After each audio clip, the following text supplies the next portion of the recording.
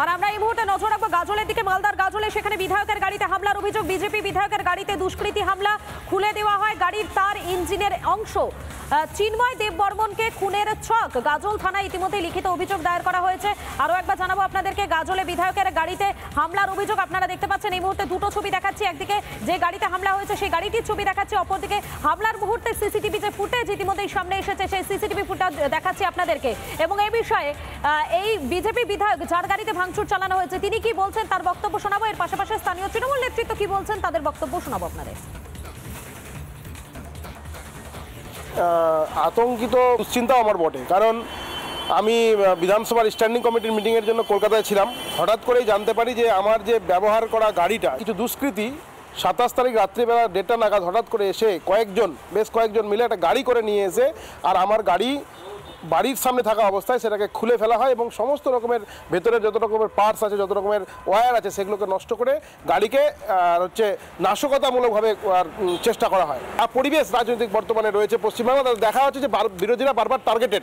সেই হিসেবে আমারও মনে হয় কোথাও না কোথাও যে কোনো না কোনোভাবে হয়তো আমিও আর কাউরি দ্বারা টার্গেটেড হচ্ছি। আজকে আমি এই বিষয়টা নিয়ে লিখিতভাবে থানায় অভিযোগ করেছি। আজ আপনারা নিশ্চিন্তে থাকুন, আপনারা যখন এফআইআর লঞ্চ করেছেন তখন কনসার্ন পুলিশ অফিসার্সরা অ্যাকর্ডিং টু ল এটাকে ইনভেস্টিগেট করার একটু টাইম দিন। আপনার বাড়িতে ঘটনাটা ঘটেছে বলছেন 27 তারিখে, আর আপনি অভিযোগ দায়ের করছেন 1 তারিখে। তো অভিযোগ দায়ের করতে যদি 2 দিন টাইম নিয়ে নেন তো পুলিশকে তো একটু টাইম দেবেন। তার মধ্যে আপনারা যদি বাংলাকে কালিমালিপ্ত করার জন্য শুধুমাত্র আমাদের দলের সমালোচনা করেন, এটা খুব দুর্ভাগ্যজনক। আপনাদের শোনালাম তারা ঠিক কি বলছেন, তাদের বক্তব্য আপনারা শুনলেন এবং আমাদের প্রতিনিধি দীপঙ্কর ঠিক কি প্রতিবেদন তুলে ধরেছেন দেখাই আপনাদের।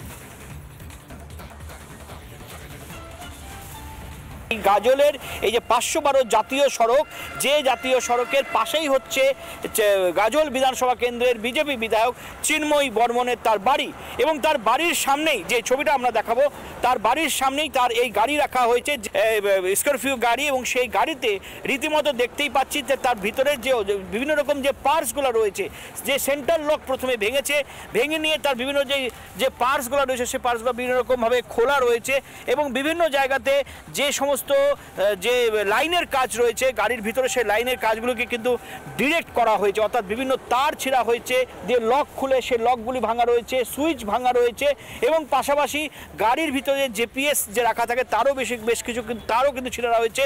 এবং পাশাপাশি যেটা আরেকটা দেখা যাচ্ছে যে গাড়ির যে সামনের দিকে যে ইঞ্জিন, সেই ইঞ্জিনের যে ঢাকনা, সেই ইঞ্জিনের ঢাকনাও কিন্তু খোলা।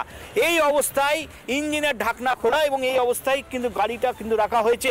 এবং রীতিমতো আমরা যেটা জানতে পারছি যে 27 তারিখ রাতের এই ঘটনা, এবং সেই ক্ষেত্রে একটা বড় সড়ো একটা ষড়যন্ত্রের তিনি একটা অভিযোগ করছেন যে এই গাড়ির ভিতরে হয়তো দুষ্কৃতিমূলক কোনো কাজ নাশকতার কোনো ছক কষা হয়েছিল বা কোনো বিস্ফোরক রাখা হয়েছিল, এবং সেই ক্ষেত্রে তিনি নিজের প্রাণহানিরও একটা আশঙ্কা করছেন।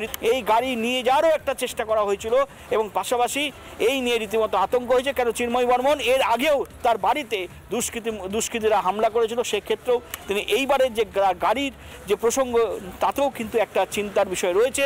মালদা থেকে দীপঙ্কর গোস্বামী, রিপাবলিক বাংলা।